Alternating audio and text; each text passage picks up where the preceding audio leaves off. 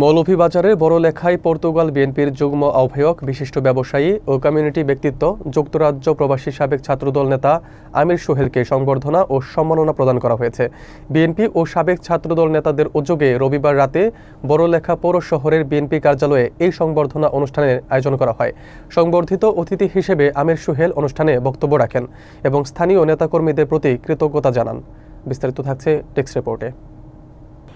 মৌলভীবাজারে বড়লেখায় BNP ও সাবেক ছাত্রদল নেতাদের উদ্যোগে পর্তুগাল বিএনপির যুগ্ম আহ্বায়ক, বিশিষ্ট ব্যবসায়ী ও কমিউনিটি ব্যক্তিত্ব, যুক্তরাজ্যে প্রবাসী সাবেক ছাত্রদল নেতা আমির সোহেলকে সংবর্ধনা ও সম্মাননা জানানো হয়েছে। গত ২৬ অক্টোবর রবিবার রাতে বড়লেখা পৌর শহরে বিএনপি কার্যালয়ে এই সংবর্ধনা অনুষ্ঠানের আয়োজন করা হয়। বিএনপি নেতা ইসলাম উদ্দিনের সভাপতিত্বে সংবর্ধিত অতিথি হিসেবে অনুষ্ঠানে বক্তব্য রাখেন আমির সোহেল।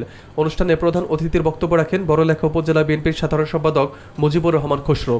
বিশেষ অতিথির বক্তব্য রাখেন পৌর বিএনপির সাধারণ সম্পাদক আব্দুল হাফিজ ললন, প্রধান শিক্ষক মীর মুহিবুর রহমান, প্রধান শিক্ষক মনির উদ্দিন, বিএনপি নেতা মীর শামীমুর রহমান, বাহারউদ্দিন, আমিনুর রহমান, নাদিল আহমদ, আশিক উদ্দিন সহ অনেকে। বক্তারা সংবর্ধিত অতিথির কর্মজীবনের প্রশংসা করেন। বক্তব্য শেষে অতিথিরা সাবেক ছাত্রদল নেতা ও সংবর্ধিত অতিথি আমির সোহেলের হাতে সম্মাননা ক্রেস্ট তুলে দেন।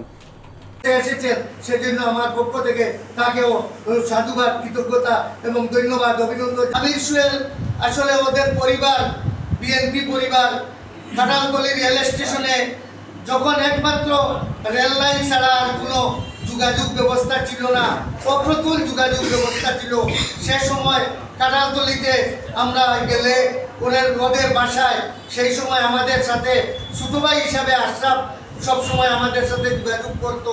ওদের পরিবার বিএনপি পরিবার, আমরা ওদের পরিবারের প্রত্যেককে চিনি। উনার বাপ, উনার চাচা, উনাদের সাথেও আমার সম্পর্ক ছিল।